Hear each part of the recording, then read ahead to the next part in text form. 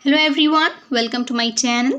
आपको स्क्रीन में कुछ सेंटेंसेस दिख रहे होंगी, जैसे मैं उससे बदला लूँगा, उसने अपने दुश्मन से बदला लिया, मैं अपने बॉस से अनुमति लूँगा, उसने अपने माता पिता से अनुमति ली, मैं एक बच्चे को गोद लूँगा। तो इन सभी सेंटेंस में कॉमन क्या है? लेना। तो जब भी किसी वाक्य में लेना शब्द आएगा तो क्या हम हमेशा टेक का यूज़ करेंगे? बिल्कुल नहीं। हर एक वर्ड का अलग अलग यूज़ करने का तरीका होता है। तो चलिए इस वीडियो में हम यही सीखने वाले हैं। एवरी लेना इज नॉट ऑलवेज टेक। ठीक है, जो टेक है, अगर किसी भी वाक्य में आपको लेना, लूँगा या फिर लिया वर्ड मिलता है तो हमको हमेशा टेक का यूज़ नहीं करना है। ठीक है, लेना या लिया या लूँगा, इसके लिए अलग अलग डिफरेंट वर्ड्स होते हैं। तो चलिए इस वीडियो में हम सीखते हैं लेना के डिफरेंट वर्जन्स। जैसे बदला लेना, अनुमति लेना, दम लेना या फिर गोद लेना, इन सब की इंग्लिश अलग होती है। Okay, so let's begin. हमारा आज का पहला वर्ड है बदला लेना। बदला लेना जिसकी इंग्लिश होती है to take revenge. To take revenge. Example से इसे समझिए। मैं उससे बदला लूँगा। I will take revenge from him. I will take revenge from him. अगला एग्जाम्पल देखिए। उसने अपने दुश्मन से बदला लिया। He took revenge from his enemy. अब आपको सेंटेंस पे ध्यान रखना है कि बदला लिया मतलब ये पास्ट की बात हो रही है, तो यहाँ पे वर्ब की सेकेंड फॉर्म आएगी। टेक का टुक हो गया। ही took revenge from his enemy. उसने अपने दुश्मन से बदला लिया। अब हम कहें अनुमति लेना। ठीक है, यहाँ पे अनुमति लेना की इंग्लिश होती है टू टेक परमिशन। एग्जाम्पल देखिए। मैं अपने बॉस से अनुमति लूँगा। I will take permission from my boss. I will take permission from my boss. ये फ्यूचर टेंस है जिसमें विल का यूज़ हो रहा है। उसने अपने माता पिता से अनुमति ली। ही टुक परमिशन फ्रॉम हिज पेरेंट्स। उसने अपने माता पिता से अनुमति ली। अगला वर्ड है हमारा दम लेना, जिसकी इंग्लिश होती है टू टेक अ ब्रीथ और टू टेक अ रेस्ट। दम लेना मतलब थोड़ा आराम लेना, थोड़ा रेस्ट लेना। ठीक है, एग्जाम्पल देखिए। मैं थोड़ा दम लूँगा या मैं थोड़ा आराम करूँगा। I will take a breath. ठीक है, या मैं थोड़ी सांस लूँगा, आराम लूँगा। I will take a breath. अगला एग्जाम्पल देखिए। उसने थोड़ा दम लेकर फिर से काम शुरू किया, मतलब उसने थोड़ा आराम किया और उसके बाद उसने फिर से अपना काम शुरू किया। He took a rest and then started working again.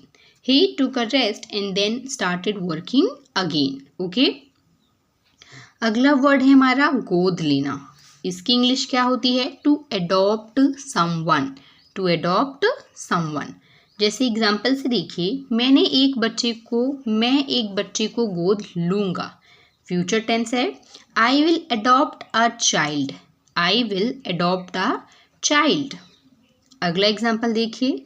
उसने एक अनाथ बच्चे को गोद लिया। ही अडॉप्टेड एन ऑर्फन चाइल्ड।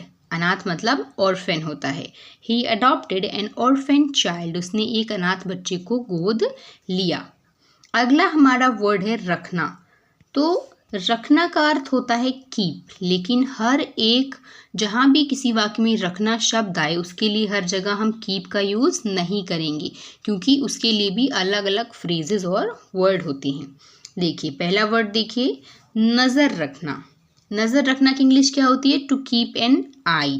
ठीक है, रखने से जैसे बहुत सारे वर्ड्स आते हैं। नज़र रखना, बात रखना, लाज रखना या हिसाब रखना, तो इसी प्रकार के हम वर्ड्स पढ़ेंगे।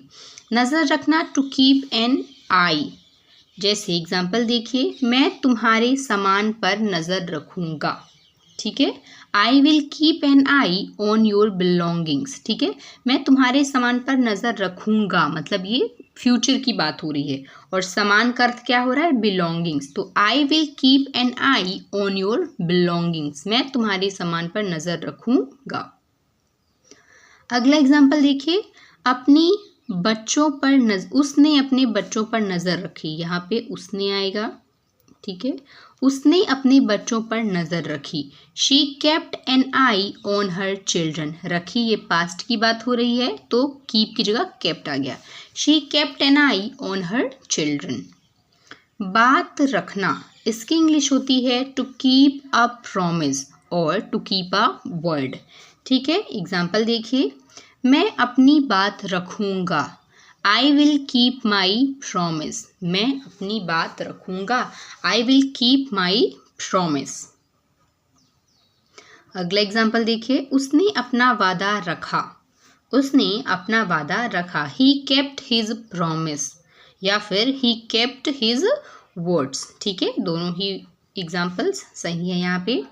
अगला वर्ड है हमारा हिसाब रखना, जिसकी इंग्लिश होती है to keep accounts. To keep an account से टू कीप अकाउंट्स, ठीक है। एग्जाम्पल देखिए, उसने अपने घर के खर्च का हिसाब रखा। पास्ट की बात हो रही है।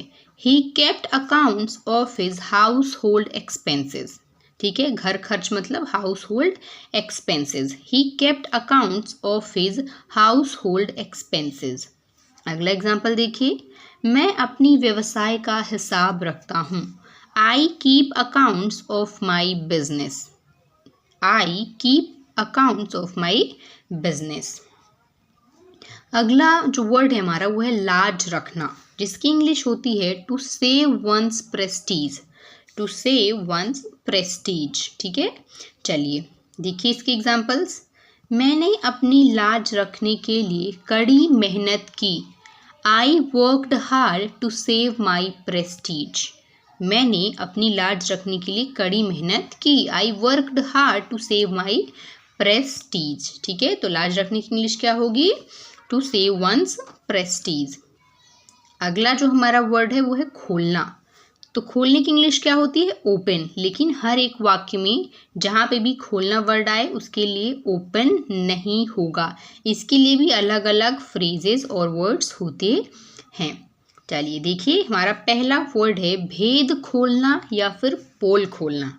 भेद खोलना या फिर पोल खोलना, जैसे हम कहते हैं कि दिल की बात खोलना, उसने पोल खोल दी, उसने मेरा भेद खोल दिया, ठीक है। तो भेद खोलना या पोल खोलना इसकी इंग्लिश होती है टू डिस्क्लोज अ सीक्रेट, या फिर एक फ्रेज होता है to let the cat out of the bag. तो आप जिस भी वर्ड का चाहे यूज़ कर सकते हैं, चाहे आप तो पहले का यूज़ करें या फिर आप तो दूसरे का भी यूज़ कर सकते हैं। देखिए एग्जाम्पल, उसने पार्टी का सारा भेद खोल दिया। He let the cat out of the bag about the party. Party का about the party और सारा भेद खोल दिया। Let the cat out of the bag. तो किसने? उसने। He let the cat out of the bag about the party. उसने पार्टी का सारा भेद खोल दिया। अगला सेंटेंस है हमारा, मैंने अपने दोस्त को बताया नहीं। मैंने अपने दोस्त को बताया, यहाँ पे कॉमा होगा, नहीं तो वह भेद खोल देता। I told my friend or else he could have let the cat out of the bag. मैंने अपने दोस्त को बताया, नहीं तो वह भेद खोल देता, ठीक है। उसने मेरी पोल खोल दी। ही डिस्क्लोज्ड माई सीक्रेट। उसने मेरी पोल खोल दी। ही डिस्क्लोज्ड माई सीक्रेट, ठीक है। चलिए अगला वर्ड देखते हैं। अगला वर्ड है हमारा दिल की बात खोलना। To open one's heart. To open one's heart. इसके एग्जाम्पल देखिए, उसने अपने दिल की बात मुझसे कही। She opened her heart to me. उसने अपने दिल की बात मुझसे कही। She opened her heart to me. कही हमारा पास्ट में, से ओपन का ओपनड हुआ, ओके। अपना दिल खोलने से हमारे रिश्ते मजबूत हुए। Opening our hearts strengthened our relationship. अपना दिल खोलने से हमारे रिश्ते मजबूत हुए हैं। Opening our hearts strengthened our relationship. अगला वर्ड है हमारा देना, बट देना इज नॉट ऑलवेज गिव, ठीक है। देना के भी अलग अलग, देने के लिए भी अलग अलग वर्ड्स और अलग अलग फ्रेजेस होते हैं, ठीक है। जैसे पहला वर्ड है हमारा गाली देना, इसकी इंग्लिश होती है टू अब्यूज। To abuse. देखिए एग्जाम्पल, उसने मुझे गाली दी, पास्ट में है, सिंपल पास्ट में। ही अब्यूज्ड मी, उसने मुझे गाली दी, ही अब्यूज्ड मी। अगला एग्जाम्पल देखिए, गाली देना सही नहीं है, abusing is not right, abusing is not right. अगला जो वर्ड है वो है धोखा देना, ठीक है, धोखा देना, to deceive, to deceive someone, किसी को धोखा देना। देखिए इसकी इंग्लिश, उसने मुझे धोखा दिया, ही डिसीव्ड मी, ही डिसीव्ड मी। धोखा दिया पास्ट टेंस में, इसलिए हमने यहाँ पे डिसीव की जगह डिसीव्ड का यूज़ किया है। ही डिसीव्ड मी, उसने मुझे धोखा दिया। दूसरा एग्जाम्पल देखिए, धोखा देना एक बुरी आदत है, deceiving is a bad habit, deceiving is a bad habit. अगला वर्ड है हमारा ताना देना, ताना देना, टू टॉन्ट, किसी को ताना देना मतलब टू टॉन्ट समवन, ठीक है। देखिए इसके एग्जांपल्स, उसने मुझे ताना दिया या उसने मुझे ताना मारा, ही टॉन्टेड मी, ताना दिया पास्ट में है इसलिए टॉन्ट का टॉन्टेड हो गया, ही टॉन्टेड मी, उसने मुझे ताना दिया।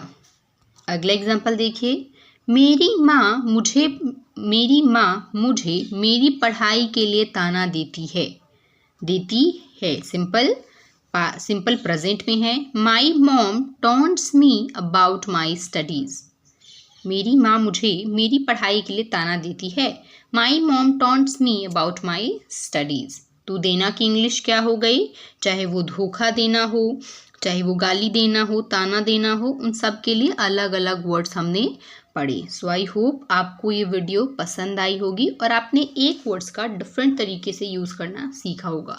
So if you like the video, do like, share and subscribe. Thanks for watching.